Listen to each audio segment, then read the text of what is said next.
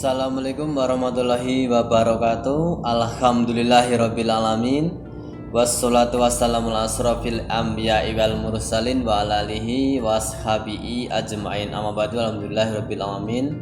Segala puji hanya milik Allah Subhanahu wa taala. Shalawat serta salam kita haturkan kepada uswatun hasanah kita Nabi Muhammad sallallahu alaihi wasallam. Alhamdulillahirabbil alamin. Insya Allah saya akan membacakan sedikit ilmu yang berjudul tentang keberkahan dalam makan sahur. Di bulan Ramadan ada amalan sunnah yang biasa dijalani, yaitu makan sahur. Amalan ini disepakati oleh para ulama dihukumi sunnah dan bukanlah wajib, sehingga sebagaimana kata Imam Nawawi dalam Syarah Sahih Muslim, namun amalan ini memiliki keutamaan karena dikatakan penuh berkah. Dalam hadis muttafaqun alaih dari Anas bin Malik, Nabi Muhammad SAW bersabda, "Makan sahurlah kalian, karena dalam makan sahur terdapat keberkahan." Hadis riwayat Bukhari nomor 1923 dan Muslim nomor 1095. Yang dimaksud barokah adalah turunnya dan tetapnya kebaikan dari Allah Subhanahu wa taala pada sesuatu. Barokah bisa mendatangkan kebaikan dan pahala, bahkan bisa mendatangkan manfaat dunia dan akhirat. Namun patut diketahui bahwa barokah itu datangnya dari Allah yang hanya diperoleh jika seorang hamba mentaatinya. Keberkahan dalam sahur yang pertama, memenuhi perintah Rasulullah SAW sebagaimana diperintahkan dalam hadis di atas. Keutamaan mentaati beliau disebutkan dalam ayat surat An-Nisa ayat ke-80 yang artinya, barang siapa yang mentaati Rasul itu sungguhnya ia telah mentaati Allah, dan barang siapa yang berpaling dari ketaatan itu maka kami tidak mengutusmu untuk menjadi pemelihara bagi mereka.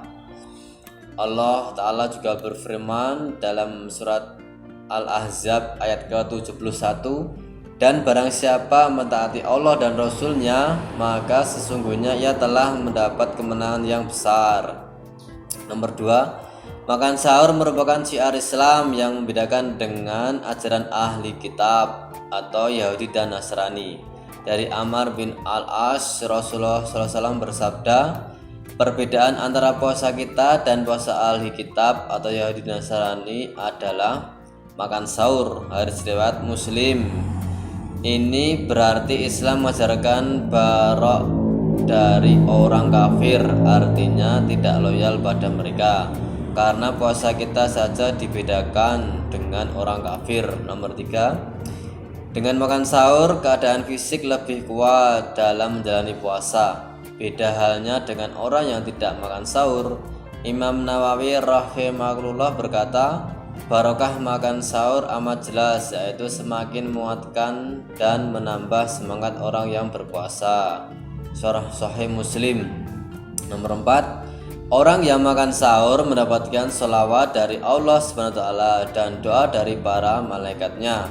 Dari Abu Sa'id Al-Khudri, Nabi SAW bersabda, makan sahur adalah makan penuh berkah. Janganlah kalian meninggalkannya walau dengan seteguk air, karena Allah dan malaikatnya bersolawat kepada orang yang makan sahur. Hadis riwayat Ahmad. Syekh Syu'aib Al-Arnud mengatakan bahwa hadis ini sahih li ghairihi. Nomor 5, waktu makan sahur adalah waktu yang diberkahi, karena ketika itu Allah turun ke langit dunia. Dari Abu Hurairah, Nabi SAW bersabda, Rabb kita tabaraka wa ta'ala turun ke langit dunia ketika tersisa sepertiga malam terakhir. Lantas dia berfirman, siapa saja yang berdoa kepadaku maka akan aku kabulkan. Siapa yang meminta kepadaku maka akan aku beri. Siapa yang meminta ampunan kepadaku maka akan aku ampuni. Hadis riwayat Bukhari nomor 1145. dan Muslim nomor 758. Nomor 6, waktu sahur adalah waktu utama untuk beristighfar, sebagaimana orang yang beristighfar saat itu dipuji oleh Allah dalam beberapa ayat, dan orang-orang yang meminta ampun di waktu sahur. Quran Surat Ali Imran ayat ke-17.